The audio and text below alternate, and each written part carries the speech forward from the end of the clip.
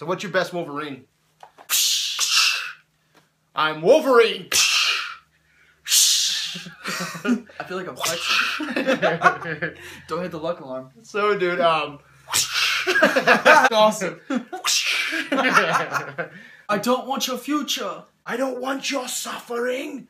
I don't want your future. Lead me. It kind of sounds like Guide me. Porno. Show me the way, Logan. Okay. I don't got that. All right, man. I'm ready.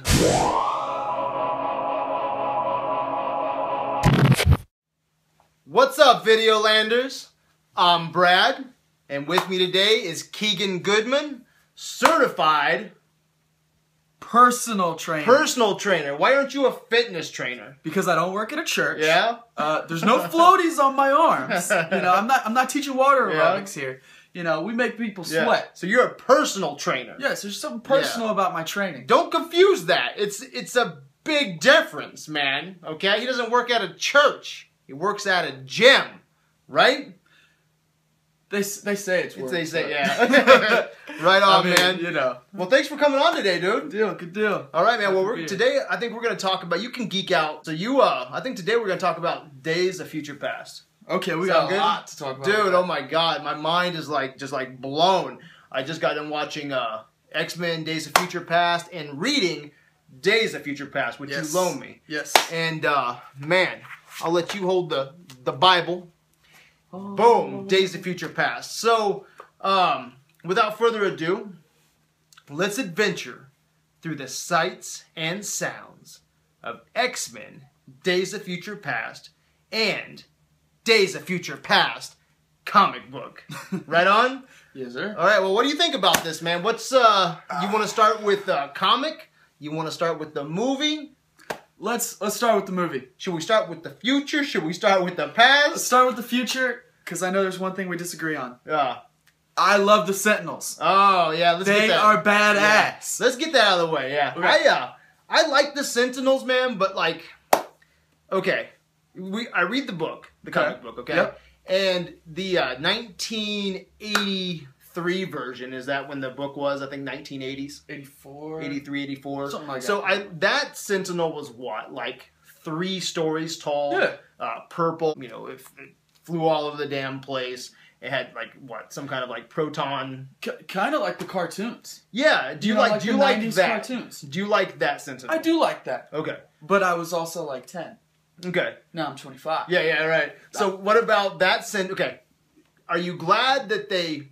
Okay, let's talk about Days of Future Past and the future Sentinels. Okay. Okay? Which one do you like better? Because it looks like we have 3 Sentinels to talk about. Virtually, yeah. Yeah, we have the future Sentinel in Days of Future Past where they have the DNA structure of Mystique. Yes. And so if they touch a mutant... Correct. Then they have that power. Correct. Okay, and then you have the old school Days of Future Past comic where they're like 3 stories tall, you know, hunky machines, okay, that I think are just, it's overkill. Okay. It was fine for the 80s, okay, and I know a lot of people think that's classic, and that's fine. It is, right? Yeah. But for my taste, I think my choice of Sentinel here is Days of Future Past, okay, the movie Sentinel that Trask makes and we see or creates and we see it at the end around the White House. The ones Magneto took over? Yeah, dude, those things look sharp. Like I want one of those, like a figure, you know, like on my man cave, on my shelf. Yeah. Like that's my choice. Now, if I was gonna take over the world and hunt down mutants, I mean, obviously I would go with the future Sentinels, you know, from the movie. Those things are awesome. Functionality is right on. I mean, that's what you want when you're taking over the, you know, like world domination. But man, funny story. Okay, I was never a big X-Men fan. All right, I watched, you know, X-Men 1 back in the day in the theater. Who didn't? Yeah, who didn't? Right? I mean, that was like one of the first big movies. Yeah. You know, when you talk about superheroes. Halle Berry. Yeah. Patrick Stewart. Yeah, dude. I mean, so like Hugh Jackman. I mean, he owned it, man. I mean, no one's ever gonna play Wolverine. No, like he did, man. Yeah, they better not, dude. That's his thing. That's his baby. They will fuck that over. Yeah, they will. Yeah, big fuck over. Let's just say. Yeah, yeah. If you recast Hugh Jackman, you're fucking yourself. I mean, who are you gonna get to play him? Like Robert Pattinson? Go to hell. I mean, who are they gonna get to play Wolverine? You know, like it's like recasting Han Solo or like Indiana Jones, which I think they might be able to recast Indiana Jones with Chris Pratt. Yeah, I was gonna say yes. Maybe. Okay, but man, can you ever see anybody coming in to take Wolverine's spot? No. I mean, yeah, and we'll get to this in a couple minutes, but I think that's why they probably changed with the Kitty, changing her out for Wolverine. I can kind of see why they did that because everybody wants to see more Wolverine because he's awesome. So good call on that one, guys. So the Sentinels, anyway, yeah, X-Men 1, X-Men 2. I have a couple friends that were big into the franchise. I just went to see the movie and I thought they were good. Adequate movies, but I wasn't blown away by Bryan Singer's early X-Men 1, X-Men 2. Okay. And I've never been a huge X-Men fan. I've been more of like the Marvel Avengers, Spider-Man, things like that. So I was never on that X-Men bandwagon to begin with, okay? And then they come out with Last Stand, and all my friends, they hated it. Okay. They loathe Last Stand. And I think you have a couple things to say about Last Stand. I love Last Stand. Yeah. We got to see. The fanboys are going to come after you on this one. Go ahead. He's a trainer, guys. He can handle himself. Okay, watch it. Hey, we want everybody to watch this video. First of all, I thought Beast was awesome. Yeah, and Last Stand. Yes. Loved Kelsey Grammer. Yes, that was a high point. I think he did a great job as Beast. I thought he was funny. That scene he had with Wolverine where he said there comes a time where every man, and then he's like, "Oh, you get the point." I liked that. I thought that was funny. I liked the sense of, almost like Magneto was starting to take over. Yeah. I liked the Juggernaut. That was cool. Yeah, that was cool. What do you think about, I think the main gripes that people have here is the disrespect towards characters, though, from the guy who come in and he started directing it. I forget his name right now. Brett Ratner. Yes. So he took over Last Stand from Bryan Singer, and he just doesn't kill Cyclops in 5 minutes in. Like, okay. He destroys Cyclops. I see where you're going there. I mean, he's gone, all right? And then you have Professor X. Yeah. And the reason we're talking so much about this other stuff, I know this is Days of Future Past, but man, you can't really talk about Days of Future Past without getting into some of the past films. It's just what it is. So, and then killing Professor X like they did. Yes. It's just like done, gone. And then Jean Grey. Done. It's like he came in, his job was just destroy everything you love. You're sitting there and you got your popcorn. Oh yeah. And you're eating and you're like, the fuck? The fuck? The fuck? Yeah, like, the guys that I grew up with and love are dead. Yeah. And so you like the idea that they kill main characters. I like it when they're not afraid to take a chance. And killing someone. They took 3 chances. Well, they knew they had to get it right. And then they take Magneto's powers.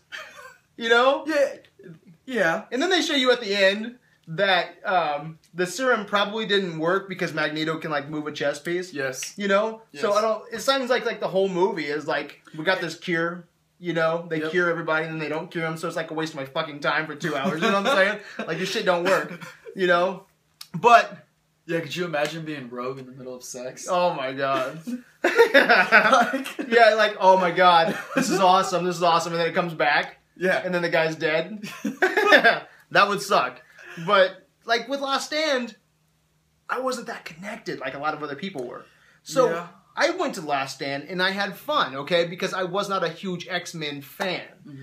So I heard all the bitches.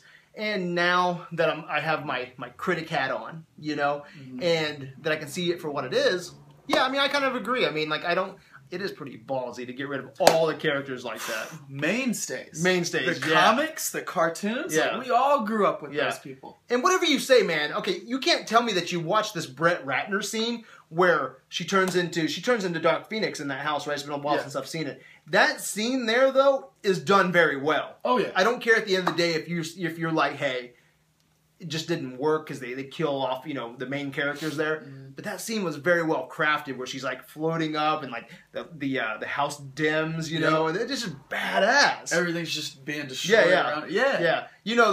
People are going to be watching this and be like, these fucking guys in their Last Stand. But, watching it now, you got to understand. I don't give a damn about Last Stand. I don't like it or hate it. Okay, it's not a big deal to me. But with that said, then we go into First Class. Yep. You know? And First Class, I watched it. Matthew Vaughn took over, you know, the directing helm.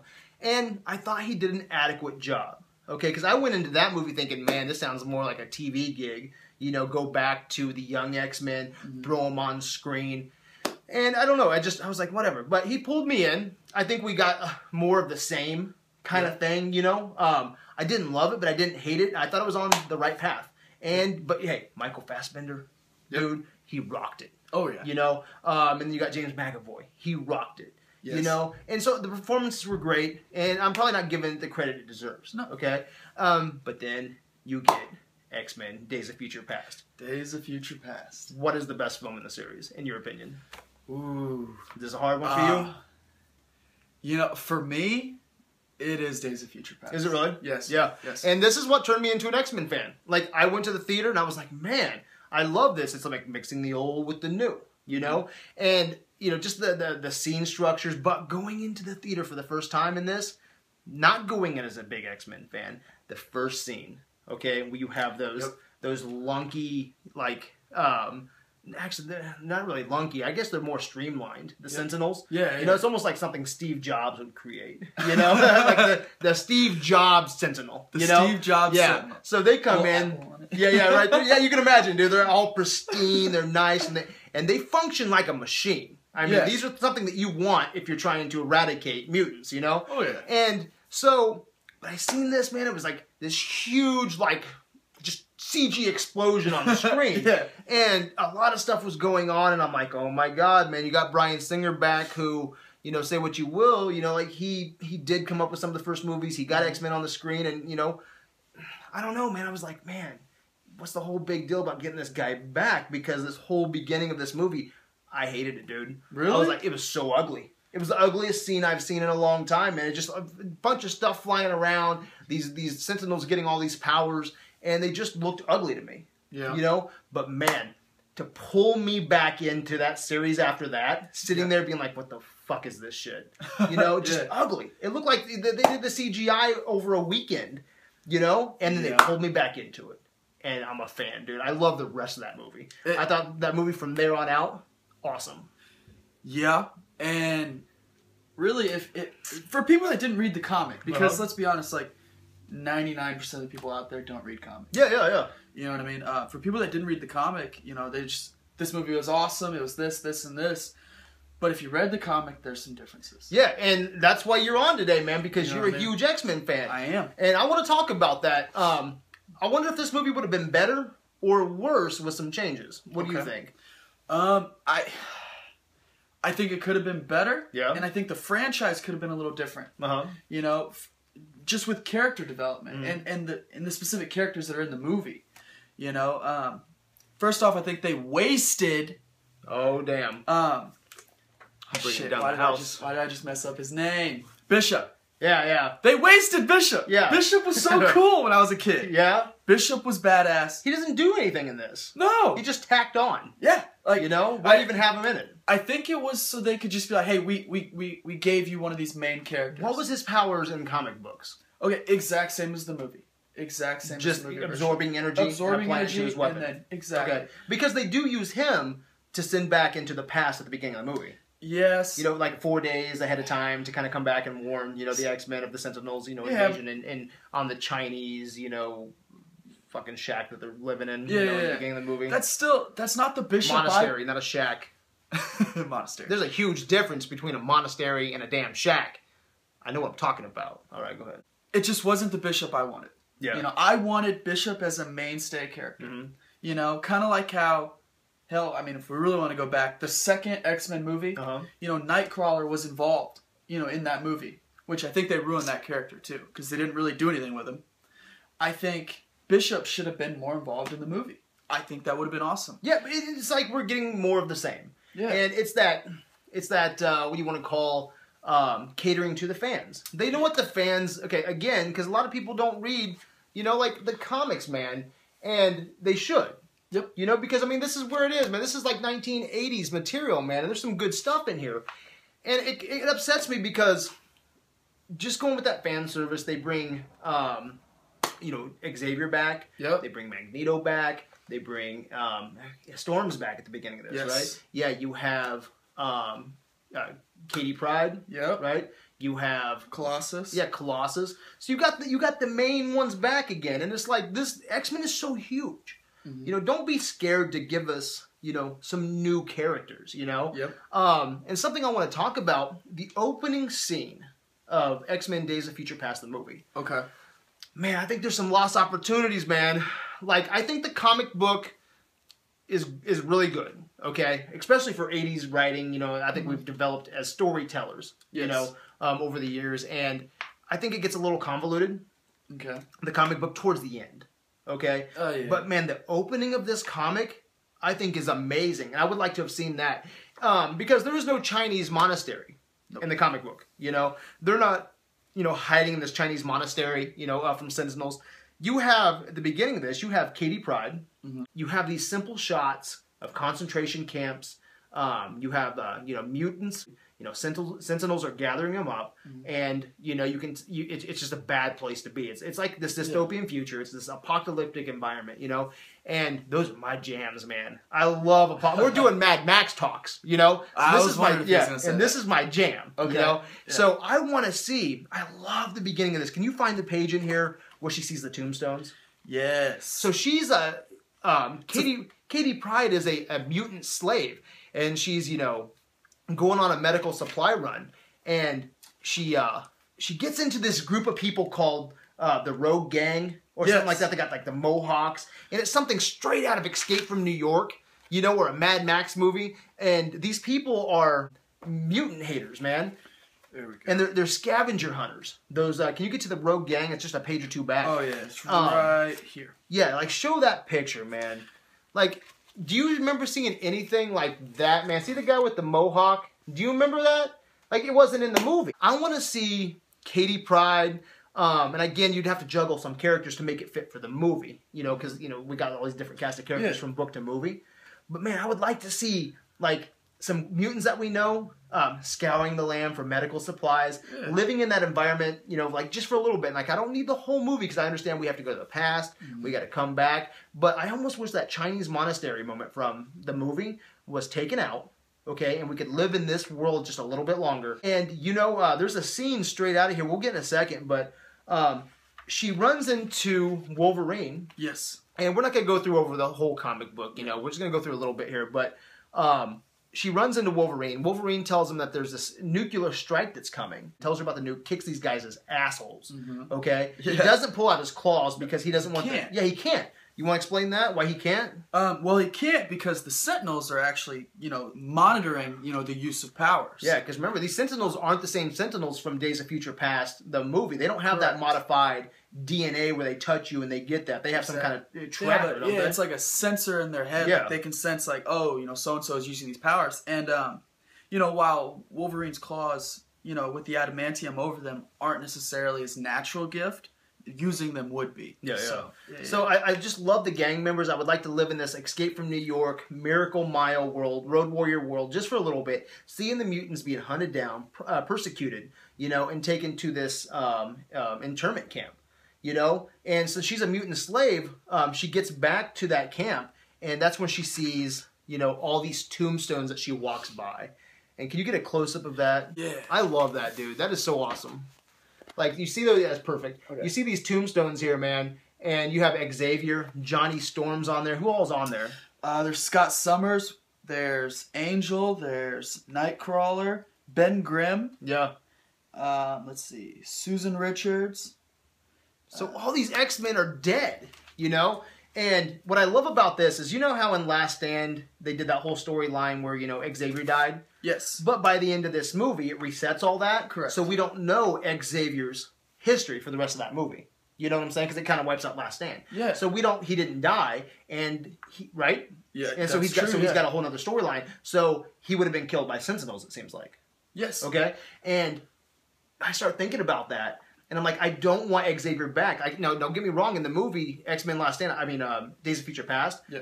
I love the screenplay for that because like Xavier saved Wolverine from and kind of matured him, and now Wolverine has to go back to the past now and kind of do the same thing for Professor X that Professor X did for Wolverine, and that's cool. But how cool would it have been for the Days of Future Past movie to start out with these tombstones, seeing people dead, and you would have got your Bishop that you wanted, because then they'd have to get new characters to fill these roles. He would have been older Bishop, probably. Yes. I guess I didn't think about it like that. That would have been pretty badass. That would have been cool, wouldn't it? Because you get new characters. We get to live in this persecuted time. And there's a scene straight out of here where, if you remember... Kitty Pryde, in X-Men Days of Future Past, she's Kitty then, isn't she? Yeah, she's puts her hands on Wolverine, and she sends him back to the past, and he's kind of like laying on a I don't know what he's laying on. No, it's not a bed. It's like a stone. Yeah, like a stone table, temple. Yeah, I guess. Yeah, like a tablet. Yeah, something like that. And in this movie, in the internment camp, is where Rachel Summers, correct, sends Kitty Pryde back. A lot of people don't know this, but they swapped seats. Yep. But that's a scene that's pretty much straight out too. Like, hit this one up, and this is the last one I'm going to show for a little bit, where you see Rachel Summers doing right there. There we go. Now imagine this. This is Rachel Summers doing this to Kitty Pryde in the book. Okay. And in the film, it's Kitty Pryde doing it to Wolverine, and we know why they do that. I mean. For the time, this would have been 2023, and they say they send Wolverine back 50 years to 1973. Yeah. Okay, so that's 50 years. In film time, okay, Kitty Pryde didn't even show up to the scene until Last Stand. Yep. And she was young in that. Mm-hmm. Hope I'm right on that. But either way, she was young. In her introduction into the X-Men movie. She was very young. Yeah, so if they would have, taken her from 2023 and taken her back to 1973, she wouldn't even have been sperm. Okay, so I don't care how badass of an X-Man you are, okay, or what your mutant power is. You ain't shit if you're a sperm. All right, you gotta grow and evolve and get your powers. You ain't shit when you're sperm. Okay, so I understand why they did this though. They kind of take. Kitty Pryde, and we're flipping from Kitty to Kitty because in the comics she's like 60, 70 years old. It looks like she's an old lady, so she goes by Kitty Pryde, not Kitty. But in the films we got Kitty, so we know what we're talking about. We're not just flipping shit around. Okay, confusing, isn't it? It is confusing, man. I was like, oh man, this is gonna be such one of the hardest conversations I've had because it is complicated. Yeah, and so they swap seats. Rachel Summers. Mm-hmm. Do you know a little bit about Rachel Summers? Would she have fit in Days of Future Past the movie? Because Rachel Summers is the offspring of Scott and Jean Grey, right? Yes. Yeah, which works if you're talking, in the future, like the comic book goes, way into the future, because the movie doesn't go that far. Yeah. It actually goes past 2013. Yeah. But, the characters are older in 2013 comic than in 2023 movie. Yeah. So, mind blown. So... but I mean, are you glad that because most people watching this movie and they see Kitty in the movie, her doing that because what was her powers from the films? It seemed almost like she could send you back a few minutes or a few hours. I couldn't remember exactly the verbiage. No, she was in the movie. Oh, sorry. In the previous movies. Her okay, she could walk through walls. Walk through walls. Yeah, walk through walls. That was her thing. She could walk through walls. And in this, she's sending people back 50 years into the past, and you're like, what? I'll give you a better one. They actually cameoed Kitty Pryde in X-Men 1. Yes, because she's been played by, I think, 2 or 3 different actresses, right? Yeah. But she didn't have any words. She just walked into the room when Charles was talking to, I think it was Wolverine. Yeah. Tell me her powers of sending people in the past wouldn't have helped in those movies. But I'm cool with that. They don't explain it, but in X-Men comics, I know that as the stories progress, people find out that they have secondary mutations. True, yeah. So I'm not sweating it. It sucks that we can't get some Rachel Summers action. Yeah. But now that Last Stand is kind of erased now, and everything is set back where Jean Grey and Cyclops are still alive, we might get our Rachel Summers in another movie. Which would be cool. Yeah. So I think it works out really well here that, Kitty Pryde actually has this mutation now that she could send Wolverine back. And I like how they explain it because, okay, in the comic, they send back Katie Pryde, who turns into Kitty Pryde, because that's what they know of her in 1980s, okay? But they send her back into her consciousness into a 13-year-old girl. Yep. Okay, and you got to ask yourself, I love great adaptations, right? But do you want to see Wolverine beating ass in the 70s? Or do you want to see a 13-year-old girl? You know? Yeah. I mean, what do you want? I mean, could you imagine Wolverine in the 70s? Yeah. Well, that's what we get in Days of Future. Oh, yeah. I meant like... in the comic. Okay, yeah. Because in the comics, they wouldn't really care what they were doing. Yeah. And like, they could get real trippy with that. But film, what if this was switched and Wolverine... Okay, you're sitting in the theater, right? Okay, and you love Wolverine, right? Oh, I do. My favorite actor is Hugh Jackman. He's badass. We've seen all of his movies. He kicks ass. Yeah. And all of a sudden, they leave him at the damn Chinese monastery. And you don't see him for like 45 minutes. And you got to watch this 13-year-old girl, like, you know, defeating Trask and going up against Sentinels. And all she can do is, you know, go through walls. I think it'd probably be a bigger hit with women. Yeah, probably. but not with the guys. I mean, to send Wolverine back to... He's thinking that's awesome, dude. You're thinking of the ladies, man. That's all right, dude. He's thinking of the ladies. To send Wolverine back in the middle. Also, like, when he goes back and he wakes up and he had just had sex. Yeah. That was awesome. Yeah, that was cool. And, you know what I love there? I mean, you just brought up all kinds of things right there. When he goes into that, he just had sex, and he wakes up, and those gangsters come in. Yeah. If you didn't notice, man, there's a Japanese picture on the wall, and there's samurai swords on the wall. Yep. So they go back to his character from the Wolverine, yeah. you know, which makes total sense, and it bridges those movies together. But it could be an Easter egg. Yeah, it could be an Easter egg, which it is an Easter egg, for people who are watching. Or like a little hint for the second Wolverine. Oh, yeah, exactly. Yeah, so that works perfect, because I love when whatever happens in the Chinese monastery, and he snaps out of the consciousness in 1973. Yeah, he's like, "Where the fuck am I?" You know, that Wolverine. You know, and they're like, "You're on acid." You know, you're tripping on acid, and you're just hanging with us. Just, you know, calm down. We'll get you through this. Yeah. And then the consciousness comes back, and he's, you know, like the Wolverine from the Chinese monastery. You know, again, that was really cool. But but Wolverine, there's all kinds of cool stuff there. At the Chinese monastery, did you notice the gray hair? Yes. Like the strips of gray hair. Now, he is older. You know, I don't know how many years it is after First Class. Yeah. Okay, but if you didn't notice, like in the Wolverine comic here, or in the Days of Future Past comic, you know, he's got the gray stripes in his hair. So I think that's a nice little callback. That is. I guess you caught that. I didn't catch that one. And you know something I wanted to see? This is such an iconic. This might be like one of the coolest covers I've ever seen when talking comics. Yes. I just like this because it's like, you know, Cyclops slain. Colossus apprehended, Storm apprehended, Nightcrawler slain. And I think it would be really cool if, not this exact poster obviously because the movie changed characters around, but if you see this character, it talks later on that Dr. Trask, okay? Or Trask, what's his name? Bolivar Trask. Bolivar Trask. What kind of name is Bolivar? Yeah, that's a shitty name. Man. Could you imagine being a little kid saying, "My name's Bolivar"? Yeah, or like you just squirt out of your mom's vagina, and the father's like, "Let's call him Bolivar." The what? You know? But like Trask here, and this is funny.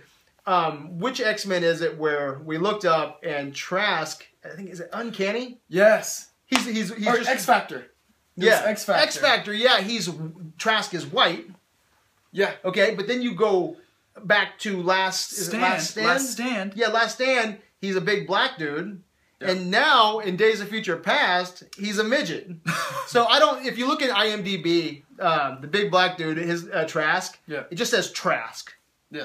I'm pretty sure it's Bolivar Trask, that they were trying to go with. His character just didn't, you know, have any evolution through the script and screenplay, and he didn't go anywhere. But man, a black dude to a white guy to a midget, you gotta figure it out. I don't care which one you go with.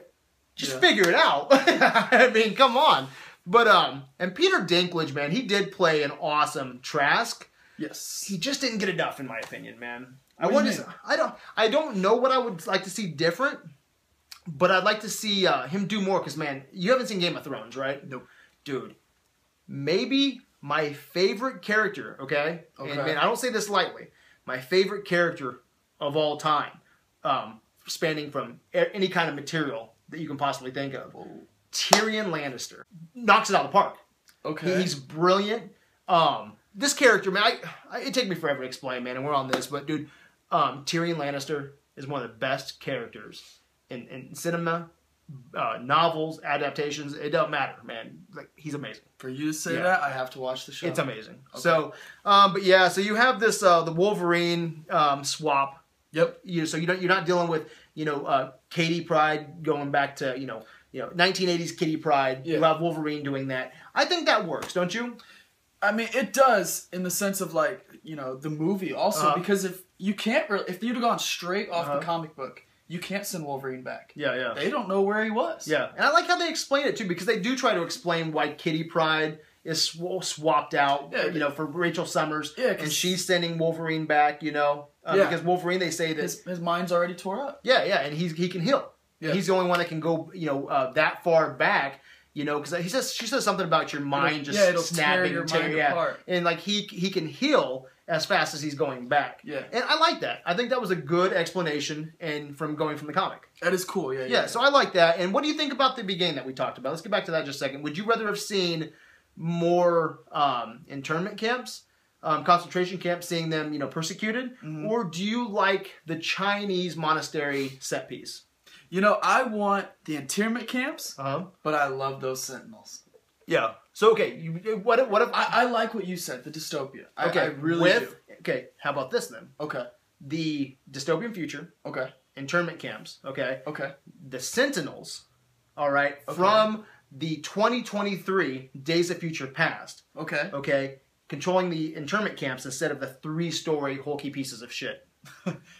I'm sold. You sold? I would do That's that. Cool. Yeah, and then you get have you ever seen the movie, what is it? The Great Escape? Yes. And then you got a little Great Escape going back, harkening to an old classic where they're trying to figure out, they're being persecuted, they're in this internment camp, and they got to figure out, in their cell or wherever they are after they get those dampeners, Okay. And then they're trying to figure out how to escape because then later on in the comic they go through the sewers. Yes. So they get like a nice little Great Escape, from going and then also doing their plan that will take people and ship them back to the past. Yeah. So I just like that setting in a jail being persecuted instead of in a Chinese monastery. That means jack shit to me. True. I mean, they never really did talk about the significance of that. The Chinese monastery, which I thought was a good action set piece. It didn't blow me away, but it was decent, because I think the movie gets so much better after that Chinese monastery and the Sentinels at the beginning. Yeah. And they take you back to the 70s. Wolverine wakes up after having sex. That's great. Yeah. And that movie just takes off from there. And then again, how we talked about the tombstones and walking past and Xavier's dead? I love that idea. I like that idea. I really do. And I think if I was writing the screenplay today myself, that's probably where I would go. I would take that whole first, chunk of that. But I do like, man, that Magneto and Professor X are working together. Yes. And that, like we discussed earlier, we're sending Wolverine back and helping him through his hard time. Of taking that drug that helps him walk but gets rid of his powers. And that's not even touched on in the comic book. No. And that's brilliant. Well, I mean, in the 80s, with comic books being so, taboo, and just starting to become popular again, they wouldn't touch drugs. Yeah. There's no probably way. Not, There's no way. Man, there's some, Frank Miller, maybe. He would. There's a couple back in the day that might. But for the most part, you're right, because they were mostly kid-friendly, pulling them off the shelves. Exactly. Yeah, I don't know if we'd see that or not. When was the Iron Man story? Demon in a Bottle. Oh, shit. You got me on that. I'm not 100% sure. Okay. But yeah, I see what you're saying, though. Yeah, we'll look that up afterwards. But so I wanted to hit on a couple other things before we go. So we talked about Rachel Summers, man, and the Sentinels having, Mystique's, DNA. Did you like that? I was confused. I was confused. And, I'm watching this movie thinking of myself as, the little kid, reading the comics, watching the cartoons. I'm thinking, how the hell are they going to give DNA from Mystique to a robot? Yeah, I don't know how all that works, but I go with it. But if I'm just going to go with it, then it's cool. In the lab, it goes with it. Then it's cool. But, dude, I can't remember. Did I finish what I was saying about this? Oh, no, you didn't. Okay, yeah, like, so anyway, you have that classic poster. I want to see that incorporated into the movie. It couldn't be the same poster. But you know how Trask killed off the people or didn't kill them off. Magneto's crew. Yeah, Magneto's crew from First Class. Yeah, some of them did die. We don't ever know if like he got some of them alive, some of them dead, you know, but he did research on them, you know? And like he's telling Stryker, you know, we didn't even get on Stryker, but he's telling Stryker, the younger version of Stryker, who ends up doing all that, you know, that mess with Wolverine, you know, in the films and the comics. He's talking about, man, I need brain cells, I need bone marrow, I need skin samples. Yep. So he's devouring these mutants for his own scientific purposes. Yes. You know, I would like to have seen some of that. You know how I told you I wanted a little bit more from that character? I wanted to see him go on that tiptoe, that dark edge, and really get into it. You know? Well, do you think maybe when Mystique opens up his desk and sees the pictures of her former friends killed, you think maybe that was a montage to that? Maybe, but tell me you went like in the office as an Easter egg. Oh. See this poster, but updated to fit the film. That would have been cool. Banshee, you know, and the lady, January Jones played her with the diamonds. What's her name? This is escaping me right now. Her character. Emma Frost. You know, seeing those on here. And where a lot of people, did she die? Or is she still out there? You know, I'm confused. I'm confused as far as Emma Frost. I'm not gonna lie. I'm thinking we're juggling all kinds of things here between the two, but I think we're nailing it pretty well. Yeah, you know.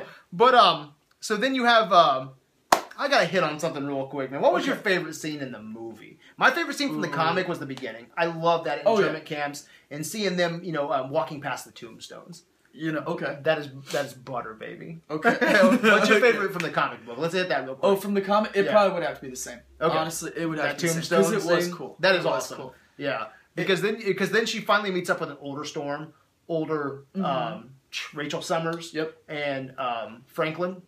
Franklin Richards. Yeah, Franklin Richards, which is Reed Richards' son. And Sue Storm's son. Yeah, so I don't get this. Why don't you bring them in? Because Fox owns the rights to Fantastic Four and X-Men. That's all they got.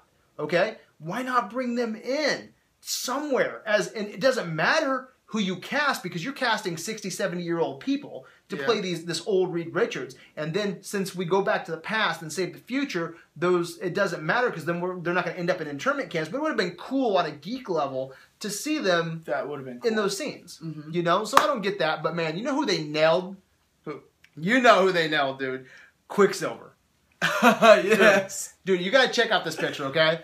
Dude, I remember when they cast Quicksilver, okay?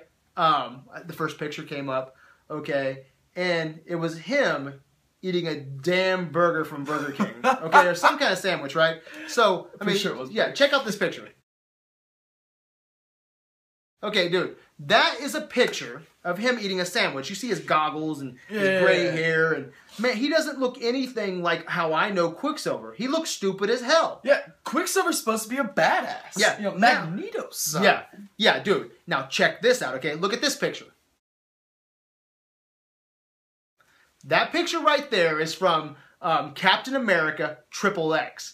Okay, it's a porno movie. Okay, and they nailed Quicksilver in the image. Okay, better than they did Quicksilver for Days of Future Past. And I'm like, a porno can get it right, but you're gonna go and fuck it up? He looks stupid as hell. And I went into the movie. Check this out. X-Men Days of Future Past made my number 8 or number 9. I forget. But it was on the top of the list just because I wish they would do some things different. Okay, yeah. But it made my top 10. So I'm a fan. But after seeing that picture, okay, and seeing the porno version, which looked like they got it right, okay, perfect. And then me hating the action set piece at the Chinese monastery, okay, it ended up still pulling me back, okay, and making me put this movie in my top 10 list, you know, because everything else came off so good. Oh, yeah. You know? But, man, that scene where they go get Quicksilver, and do you know the history between Quicksilver and Wolverine? Because when Wolverine goes and talks to Xavier and all them, he tells them that he used to know a guy that lived around these parts, you know, older Quicksilver. So there's they know each other. I'd like to know what the first comic, you know, like meeting of Wolverine and Quicksilver is. Oh shit! And tell me if you know how they got rid of Quicksilver real quick. Tell me he wouldn't have like helped the end of this movie. You know, at the White House. Oh hell! Didn't he debut with the Avengers? Man, I don't know. But dude, that scene when he saves Magneto, he's just got so much funk to him. And just so much energy. He saves Magneto. He's like, holding the back of his head. Whoosh, goes through there, and he's like, "What the hell?" And I thought that actor did great. Yeah, and he killed it. Yeah, and since then, he's an American American Horror Story. Like a freak show. Yeah. He's a big part of that, and I think he was. I've only started. My introduction to Horror Story was this year for Freak Show, but I think he might have. Yeah, he's in a couple other seasons. He might be in like all the seasons for Horror Story, and that guy, I love him. And now. Man, what's his name? Kick-Ass from the Avengers, who's playing Quicksilver. Yep. And I like that actor, okay? But, man, he's got a bar to pass. Yeah. Because the short amount of time that Quicksilver was on screen, he fucking knocked it out of the park, dude. Yes. Do you love it? Did you love it? Oh, yeah. I love the fact that he was just like a young kid, didn't really give a shit. You know what I mean? At all. He's stealing stuff, and the mom goes, "What do you take now?" When they told him, they're like, "We're going to give you a chance." Because he didn't give a shit. No, he's done everything. Yeah. They're like, "We're going to give you a chance to break into," I think it was the Pentagon, wasn't it? Yeah, he said the most secure building in the world. He's like, "What?" we're going to do that. But that scene where he's like, all the officers were shooting. Yeah. And he puts on his headphones and he's running up against the walls and he even takes like a taste of something that's spilling over. It was a soup or something. Yeah, he's messing people's like backs up, taking guns and crossing them, pushing bullets. Yeah, he crosses that one dude's like hand and like puts it like right there, And dude, it's so awesome. He's like moving bullets out of the way from Xavier and Michael Fassbender, and dude, it's just like that whole scene there was one of the most well shot scenes. And actually, I think it was the first X-Men movie to get a nomination for special effects at the Academy Awards. Ooh, yeah. Dude, and because they nailed it, man. It was so beautiful. And then they take him away. Okay? Yep. So as many, like, all the bitching that I'm doing, it still made my top 10 list. Yeah. Okay? Because everything gelled just perfectly, man. But yeah, I can't wait to see him. There's already rumors that he's coming back for Apocalypse. That would be cool. Yeah, dude, and they're not going to fuck around. They know we love him. We're going to see a lot of Quicksilver. But here's my question. Where is his sister? Yeah, who was that girl because that girl that he was sitting next to at the end of the movie, because it shows him watching TV or whatever, they weren't twins, obviously. And they are twins. I know, but the girl that he was sitting next to wasn't. So I don't know anything about that, but are they going to bring like Scarlet Witch then? Yeah. Into an Apocalypse movie. And that kind of gets kind of weird then. But she's going to be in Avengers. I know, man. And then, I mean, people, it sounds like they might even become Avengers. Okay, guys, Fox and Marvel, shake dicks, okay? And just get on with it, okay? Because we want to see these guys in the same movie. I'm kind of pissed. I don't know if Aaron Johnson's going to make a good Quicksilver, but I want to see this kid, okay? In the Avengers movie, and we're never going to get it. Nope. I want to see Wolverine in the Avengers movie. But Fox and them hate each other so much, I've talked about it in other videos, that, you know how much Fox and Marvel hate each other? Go ahead. That they're canceling X-Men. Or no, I'm sorry, they're not, okay, I'm sorry. Oh, yeah. Yeah, they're not making new X-Men characters in comic books because Fox could make that into a movie. So they don't want to support them with a kick-ass storyline. Fantastic Four is being canceled this year. About that. Okay? Days of Future Past was like the only fucking comic book movie that didn't have a toy. Because the rights for toys and merchandising is Marvel. And so they made Days of Future Past like, fuck you. We're not making t-shirts. Yeah, because I have the 12-inch Wolverine action figure. Yeah, exactly. Nothing from Days of Future Past, right? No. Yeah, they didn't make anything. And that's a big finger to them. Like, fuck you, we're not going to support your movie. But it still made $700, I think the budget was $200 million. It made like $750 million. So it's not going anywhere. I think it's the best, box office success that X-Men has had to date. I believe so. Yeah, and so that's why we're getting Apocalypse so quick, because it's making that money. Ooh, Apocalypse. It's going to be fun. So yeah, man, and then the last thing I want to hit with this movie was Trask. Okay. Because Trask, in the comic book movie, it wasn't Trask. It was Senator Kelly. Yes. And Senator Kelly turned into that pufferfish in X-Men. Yeah, in that gross scene where they take him back to the mansion. Yep. And he just kind of like squirts all over the table. Like he kind of like looks like he's gonna explode and he melts on the table. It's fucking disgusting, even for like that old of a movie.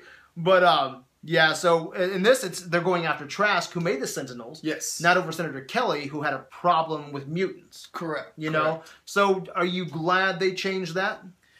I'm gonna say yes. I am. But Trask is a huge villain, right, of the X-Men. True. So I mean, but he's been arrested at the end of this movie. Yes. So. I mean, I thought it was cool. Okay. I thought it was a nice difference.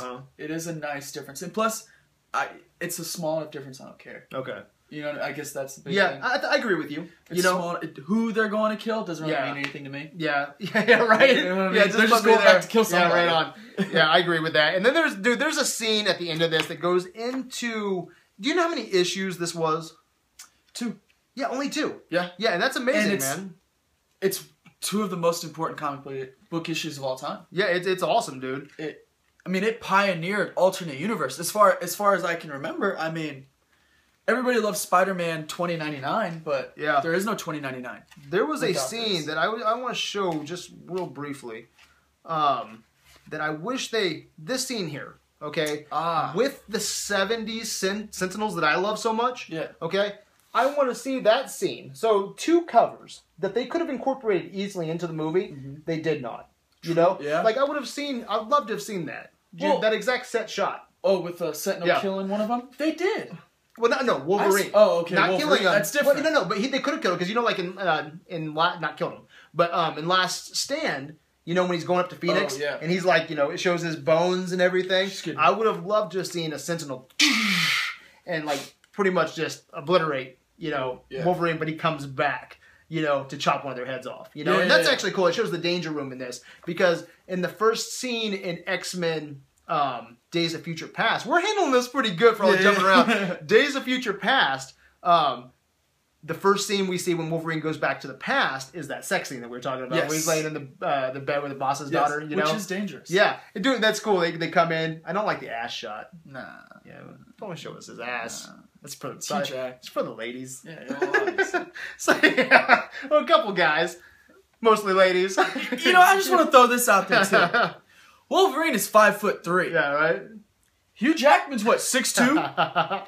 Yeah. Hugh Jackman's Australian. Wolverine's Canadian. Yeah, they bring that up in the book, too, because he's coming from Canada to tell everybody about the nuclear strike. Yeah, he was in the Canadian Secret Service, Canadian something before. Would it have made the stakes higher in the movie if they would have pulled the nuclear strike into the movie as well?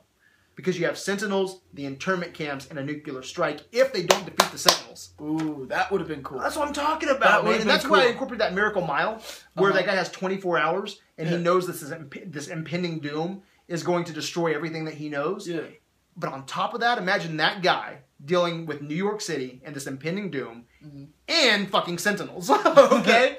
That is the movie I want to see. That would be cool. You know, and if they don't get their shit right, you know, the nuclear strike's going to happen. It doesn't matter what happens in the past. Yeah. You know, I think that's how that goes. I don't know. Yeah, I'm not fucking Doctor Who, goddammit. You know? So, but yeah, there's a lot of great stuff. But you know, at the end, I want to get to the end of Days of Future Past real quick. Comic or movie? Let's go movie. Okay. You know when he takes the stadium and he places it over the White House? Yeah. Okay. This is hilarious to me, okay? Now, you know how at the end of the day, Mystique comes in, and I believe she tells, you know, Eric, you know, hey, we're not doing this shit. Okay, let's hightail it out of here. Yeah. All right? So, they hightail it out. She threatens him with the plastic gun. Yep. Okay? All that shit goes down there. And then they call off the Sentinel program. Okay? Because there's some good mutants out here. Right? I don't give a shit. If you have one mutant, okay, that lifts up a goddamn football stadium and places it over the White House, whether you leave or not, the Sentinels are still being fucking made. I knew you were going there. Yeah. I knew it. I mean, wouldn't you? Like, well, hey, fuck it. Yeah, there's some good ones out there. We're going to take you on your word. Yeah, we're going to take you on your word, man. What's the next guy going to do? Because even Trask tells him, he goes, you have a guy that can control metal. Last time I checked, you know, all your guns are made out of metal. Yep. You know, you have someone that can fucking, you know, disappear through walls. You know, he tells him something else, too, that's like, Mystique. He brings up Mystique and metal. He goes, you have this guy that's metal, can control all of your fucking missiles and weapons, okay? Yep. And then you have Mystique, who can come in here and, you know... be any one of us. Be any one of us. He should become the president and hit the fucking red button. Well, yeah, and then remember the scene when his sensor goes off and they find out it is? Yeah. She isn't that. So if you're the president, aren't you like... thanks for your help, man. I really appreciate that, because that was scary as fuck. Right? But I'm sorry, the Sentinel program is still the fuck on. You know? Yeah. We're gonna be mass better. Yeah, we're gonna be mass producing these motherfuckers. Plastic. Yeah, right? Oh yeah, they talk about that, how the polynormal or poly, I don't know what they're called. Poly something, but it's fucking plastic. Yeah. You know, so they're pretty much plastic, so he can't control the Sentinels. You know, that's why he puts the metal into him. Yeah, so that was cool. But man, it was a fun time. Comic book or movie? Comic book. Yeah? Oh, yes. Damn. I'm going movie. Okay? Ooh, okay? What do you say? Comic book or movie, man? Let us know. Yeah, let us know. Comic book or movie. And with all my bitches and all my complaints, it still made my top 10. I enjoyed the movie. That's why it's at the top of my top 10. You know, not closer to the bottom. But, man, there's a lot of cool things in here, man. Especially that I love those scenes between Hugh Jackman and Professor X. Yes. You know, young and old. Yeah. You know, when's he going to shave his head? Next one? Will he call it now? You're on record, dude. Okay. James McAvoy. Is he going to shave his head in Apocalypse? He'd probably give a better connection to Cerebro. True. Which, right? They have the updated Cerebro. Yeah. No. Nope. No shaved head? Doesn't shave his head. All right. You heard it here first. No shaved head. I'm going to say he shaves his head. Just to be devil's advocate. Okay. So, hey, thanks for watching, I think. Is that all you want to bring up, man? You know, that's good. I think the people are ready for that, yeah. Okay. That's good. I think that was good, man. We juggled a lot there, man. Yeah. Wow. So, hey, we're on Facebook. Man, we're 220 almost, man, on Facebook. Yeah. We got a fucking army pretty soon, dude. We got like an army of fucking like Facebook sentinels, man. It's crazy. We're on Facebook, we're on Tumblr, we're on Twitter, we're on YouTube, man. Yep. Check our Spider-Man video is the best one so far that people have been watching. Like, I think it's almost up to 50 times now. Man, we just like to talk about movies, man. If, you know, a couple years ago, I was doing this and we were just talking about movies with friends. And someone said, you know, why don't you just put a camera on you? Yeah. Just talk movies with friends and put a camera on you. That's what we did. This is what we're doing this for, man. We're just a bunch of friends talking about movies. I just thought about it. You said earlier, you know, is that what you do at work? This is what we do at work. Yeah, this is what we do at work, man. This is what we do with work, and now we put a camera on it. Unless our boss is watching. This isn't what we do at work. We clean. And you don't clean. You don't clean, dude. Every now and then. You show them how to build that, how to drink that protein. So, hey, thank you for watching, man. Let us know what you think in the comments. Hey, let's talk about movies. Peace. And don't make fun of me for flexing. Yeah, don't. No, you can. I'm nice. Yeah, and if you look for him on Facebook, dude. You're gonna see him commenting. This is Keegan Goodman. You know, you can ask him a question or two, right? Hey, all day. You know, message me. Whatever. But not more than what, 2? Because these guys fucking start charging you. That's true. Hey, just don't make it too late either. Yeah, not too late. I try to go to sleep. Yeah, he's got to get that. What do they say about working out, man? It's like, you know, you gotta get your rest. You gotta get your 8 to 10 hours. Yeah, 8 to 10 hours of rest. So don't call him after midnight. Okay, you can ask him a question or two. Okay, but after that, okay, let me sleep. Let him sleep, and then you're gonna start charging. Because I'm probably watching Netflix. Yeah. Don't be lame. Don't be lame about it. He's got to make a living. All right. Yeah. So hey, thanks for watching. Peace. Peace.